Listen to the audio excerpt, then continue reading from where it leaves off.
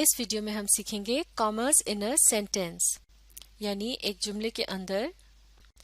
کس طرح سے کاما کے نشان کا استعمال کیا جاتا ہے۔ کاما کا نشان جو ہے یہ پنکچویشن کا حصہ ہے، جنہیں رموز و اوقاف یا علامت وقف کہا جاتا ہے۔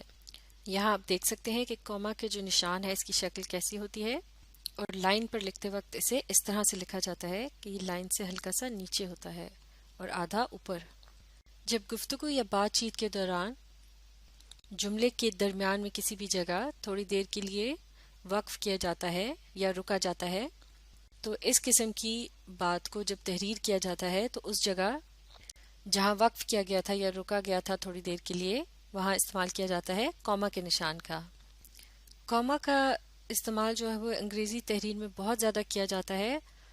اور صرف کسی ایک خاص سچویشن میں نہیں کیا جاتا،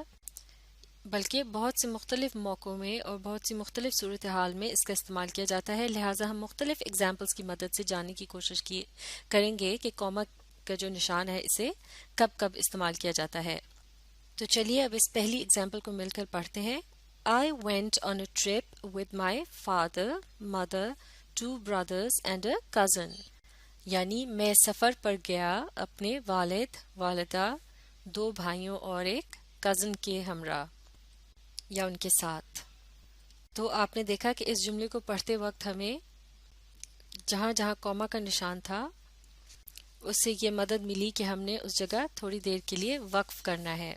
تو اگر ان جگہوں پر یہ کاما کے نشان کا استعمال نہ کیا گیا ہوتا تو ہم اسے ایک ہی سانس میں پڑھتے، جیسے کہ I went on a trip with my father, mother, 2 brothers and a cousin۔ تو یہ سننے میں بھی اتنا اچھا نہیں لگ رہا ہو، اور اس قسم کے جملے کو ادا کرتے وقت بھی آپ کو آسانی نہیں ہوتی، چونکہ اس جملے میں ایک طرح سے ایک لسٹ سی ہے، یعنی 2 یا 2 سے زیادہ ناموں کا ذکر ہے، اور یقیناً اس قسم کے جملے کو ادا کرتے وقت بولنے والے کو کہیں نہ کہیں رک کر اپنے سانس کو بحال رکھنے کی بھی ضرورت ہوتی ہے، کیونکہ یہ خاصا طویل جملہ ہوتا ہے۔ اس کے علاوہ اس کا ایک فائدہ یہ بھی ہوتا ہے کہ جب آپ درست جگہوں پر وقف کرتے ہیں تو سننے والے کو آسانی سے سمجھ آتا ہے کہ اس میں مختلف جو چیزیں جن کا ذکر ہو رہا ہے وہ کس طرح سے ایک کے بعد دوسری اور پھر اسی طرح سے تیسری اور چوتھی، یعنی یہ مختلف چیزیں ہیں، تو انہیں اس کے فرق کو سمجھنے میں آسانی ہوتی ہے۔ تو اس ایگزامپل کی روشنی میں اب ہم یہ ایک رول اخذ کر سکتے ہیں اس سے، یعنی ایک رول بنا سکتے ہیں کاما کے استعمال سے متعلق،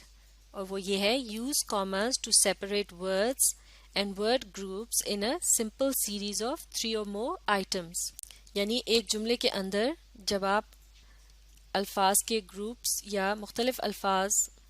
جو کہ مختلف لوگوں یا چیزوں کا ایک سلسلہ ہوتا ہے، جیسے کہ لسٹ وغیرہ ہوتی ہے جس میں کہ آپ 3 یا 3 سے زیادہ الفاظ استعمال کر رہے ہوتے ہیں، تو ان مختلف الفاظ اور الفاظ کے جو گروپ ہوتے ہیں انہیں آپس میں ایک سے دوسرے سے نمایاں دکھانے کے لیے، یعنی ایک دوسرے سے الگ کرنے کے لیے تاکہ کنفیوژن نہ ہو، یعنی بات آسانی سے سمجھ میں آ جائے، تو کیا کیا جاتا ہے؟ کاما کے نشان کا استعمال کیا جاتا ہے ہر لفظ یا الفاظ کے گروپ کے بعد۔ جیسے کہ اس ایگزامپل میں آپ دیکھ سکتے ہیں فادر یہ ایک الگ آئٹم ہے یا ایک الگ شخص ہے، پھر اس کے بعد مدر ہے، تو ان دونوں کے درمیان کاما کے نشان کا استعمال کیا گیا۔ اسی طرح سے اب اس سے آگے چل کر 2 brothers جو کہ الفاظ کا ایک گروپ ہے اس کا استعمال کیا گیا ہے، یعنی 2 بھائی، تو اب مدر اور 2 brothers کے درمیان بھی اسی لیے کاما کے نشان کا استعمال ہے۔ اس کے علاوہ آپ دیکھ سکتے ہیں جو آخری آئٹم ہے a cousin، اس سے پہلے لفظ اینڈ کا بھی استعمال کیا گیا ہے۔ تو جب الفاظ کو جو یہ سلسلہ ہے یا لسٹ ہے تو یہ جب مکمل ہونے لگتا ہے تو اس کے آخری جو لفظ ہوتا ہے یا آخری آئٹم ہوتا ہے اس لسٹ کا، اس سے پہلے لفظ اینڈ کا استعمال کیا جاتا ہے۔ لیکن یہاں آپ دیکھ رہے ہیں اس سے پہلے کاما کے نشان کا بھی استعمال کیا گیا ہے۔ امریکن انگلش میں اینڈ سے پہلے بھی کاما کے نشان کا استعمال کیا جاتا ہے، جبکہ برٹش انگلش میں اسے استعمال کرنے سے متعلق کوئی پابندی وغیرہ نہیں ہے، یعنی اگر آپ اس کا استعمال نہ بھی کریں تو لفظ اینڈ جو ہے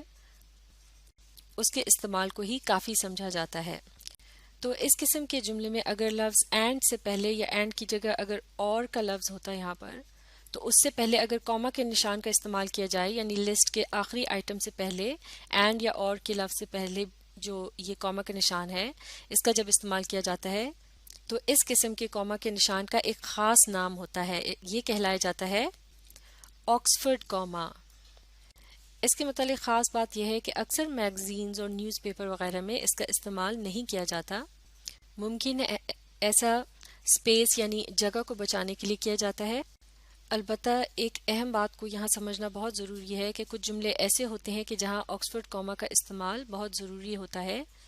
تاکہ بات کو کلیئر انداز میں پیش کیا جا سکے، یعنی اس میں کوئی کنفیوژن وغیرہ باقی نہ رہے۔ مثال کے طور پر اس جملے کو دیکھتے ہیں، we had tea fries and sauce and some fruit. اب اس جملے میں آکسفورڈ کاما کا استعمال نہیں کیا گیا، لہٰذا یہاں یہ جملہ گرامیٹیکلی درست نہیں لگ رہا۔ ایسا معلوم ہوتا ہے کہ یہاں پر جو لفظ فرائز اینڈ ساس کے درمیان جو لفظ اینڈ ہے اس کی جگہ کاما کے نشان کا استعمال کرنا چاہیے تھا، تو یہ جملہ اس طرح سے ہو جاتا، وی ہیڈ ٹی فرائز ساس اینڈ سم فروٹ۔ ٹی سے مراد ہے چائے، فرائز کہتے ہیں آلو کی تلی ہوئی قاشوں کو، ساس سے مراد ہے چٹنی، اور فروٹ یعنی پھل۔ لیکن اس جملے کو پڑھنے کے بعد ایسا محسوس ہو رہا ہے گویا ساس جو ہے وہ ایک الگ ڈش ہے اور چٹنی کو الگ سے کھایا جاتا ہے، لیکن دراصل ایسا نہیں ہے۔ حقیقتاً اس جملے میں اس طرح سے کہنے کی کوشش کی گئی ہے کہ ہم نے چائے پی، اس کے علاوہ فرائز اور ساس اور کچھ فروٹ کھایا۔ اس سے مراد یہ ہے کہ فرائز اور ساس جو ہے یہ ایک ڈش ہے، یعنی فرائز کو ساس کے ساتھ کھایا گیا، یعنی فرائز اینڈ ساس یہ ایک ہی گروپ ہے الفاظ کا۔ لہٰذا اس بات کو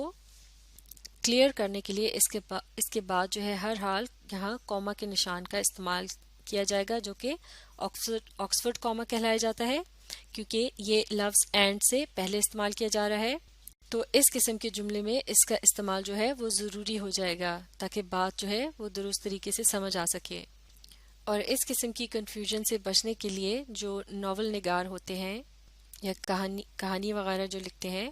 وہ اس بات کا بہت خیال رکھتے ہیں کہ آکسفورڈ کاما کو درست جگہ پر استعمال کیا جائے تاکہ پڑھنے والے کو سمجھنے میں دقت پیش نہ آئے۔ چلیے اب دیکھتے ہیں ایک اور ایگزامپل جس میں کاما کے نشان کا استعمال کیا گیا ہے۔ مل کر اس جملے کو پڑھتے ہیں، ہی is a decent fair person, یعنی وہ ایک مہذب اور انصاف پسند شخص ہے۔ تو لفظ ڈیسنٹ اور لفظ فیئر جو ہے یہ دونوں ہی کس کو ڈسکرائب کر رہے ہیں؟ ان کا استعمال اس جملے میں کیا گیا ہے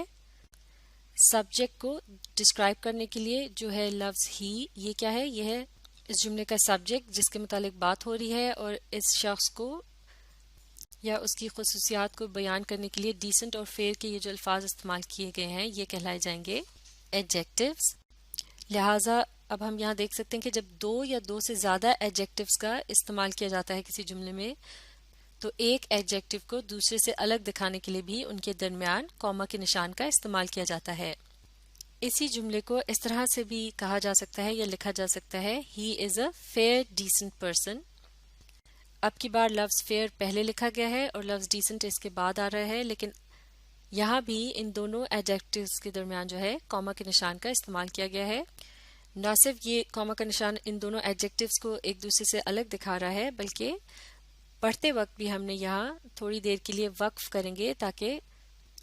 خود پڑھنے والے کو بھی بات کی سمجھ آ سکے، یا پھر اگر آپ کسی کو پڑھ کر سنا رہے ہوں تو وہ بھی آپ کی بات کو سمجھ سکے۔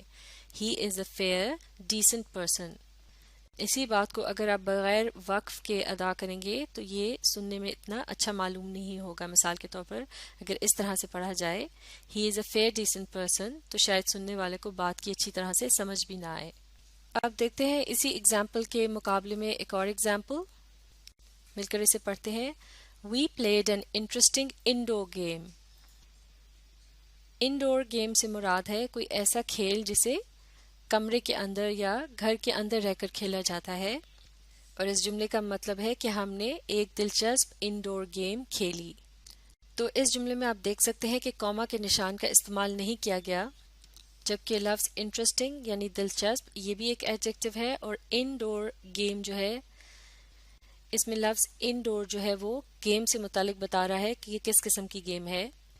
تو اس کی دو وجوہات ہیں یا پھر دو طرح سے ہم اس بات کا اندازہ لگا سکتے ہیں کہ یہاں کوما آنا چاہیے یا نہیں آنا چاہیے. پہلی وجہ تو یہ ہے کہ انڈور گیم جو ہے یہ بذات خود ایک مکمل لفظ ہے، یعنی ہم کہہ سکتے ہیں یہ ہے ایک کمپاؤنڈ ناؤن، یعنی ایک ایسا لفظ جو کہ دو یا دو سے زیادہ الفاظ سے مل کر بنتا ہے. اب ان دو الفاظ کے درمیان بعض اوقات گیپ بھی ہوتا ہے یا ڈیش کے نشان کا استعمال کیا جاتا ہے، اور بعض اوقات انہیں جوڑ کر بھی لکھا جاتا ہے. جیسے کہ اس سے پچھلی اگزامپل میں آپ دیکھ سکتے ہیں کہ لفظ فیئر جو پہلی جملہ تھا اس میں لفظ فیئر ڈیسنٹ کے بعد آ رہا تھا، اور اس کے بعد تھا لفظ پرسن جو کہ ناؤن ہے، اور جو یعنی آخری ایڈجیکٹو تھا اس کے بعد یہاں پر کوما کے نشان کا استعمال نہیں کیا جاتا. لہٰذا اب اس دوسری اگزامپل میں جیسا آپ دیکھ سکتے ہیں تو لفظ انٹرسٹنگ جو ہے یہ ہو جائے گا اس جملے کا واحد ایڈجیکٹو، لہٰذا اس کے بعد آ رہا ہے کمپاؤنڈ ناؤن، تو ان دو کے درمیان کوما کے نشان کی ضرورت نہیں ہوتی. اس کے علاوہ ایک دوسرے طریقے کا ہم نے ذکر کیا تھا کہ جس کی مدد سے ہم یہ اندازہ لگا سکتے ہیں کہ آیا اس قسم کے جملے میں کوما کے نشان کا استعمال کیا جائے گا یا نہیں. تو اس کا طریقہ یہ ہے کہ جن دو الفاظ کے درمیان آپ کو کنفیوژن ہو یا آپ نے یہ بات طے کرنی ہو کہ ان کے درمیان کوما لگانا ہے یا نہیں، تو ان دو الفاظ کے درمیان آپ لفظ اینڈ کا اضافہ کر کے دیکھیں اور پھر اس جملے کو پڑھیں. We played an interesting and indoor game. تو آپ اندازہ کر سکتے ہیں کہ یہ جملہ جو ہے اب سننے میں درست معلوم نہیں ہو رہا، جبکہ اس سے پچھلی اگزامپل جو تھی اب یہاں ہم ڈیسنٹ اور فیئر کے درمیان لفظ اینڈ کا اضافہ کر کے دیکھتے ہیں اور اس جملے کو پڑھیں گے he is a decent and fair person. تو یہاں لفظ اینڈ جو ہے وہ درست معلوم ہو رہا ہے. لہٰذا جس جگہ لفظ اینڈ جو ہے وہ دو ایڈجیکٹیوز کے درمیان درست معلوم ہو رہا ہو یا سننے میں ٹھیک لگ رہا ہو تو اس قسم کے جملے میں آپ اس کی جگہ کوما کے نشان کا استعمال کر سکتے ہیں. جبکہ اس دوسری اگزامپل میں یہاں لفظ اینڈ جو ہے اس کی کوئی جگہ نہیں بنتی، یعنی اس کو لگا دینے سے جملہ جو ہے وہ گرامیٹیکلی درست نہیں معلوم ہوتا. لہٰذا اس قسم کے جملے میں اس بات سے یہ ظاہر ہوتا ہے کہ یہاں ان دو الفاظ کے درمیان جو ہے وہ کوما کے نشان کا استعمال نہیں کیا جائے گا. تو پہلی دو ایگزامپلس کی مدد سے جن میں ہم نے ایڈجیکٹیوز کی جگہ کو آپس میں تبدیل کر کے بھی دیکھا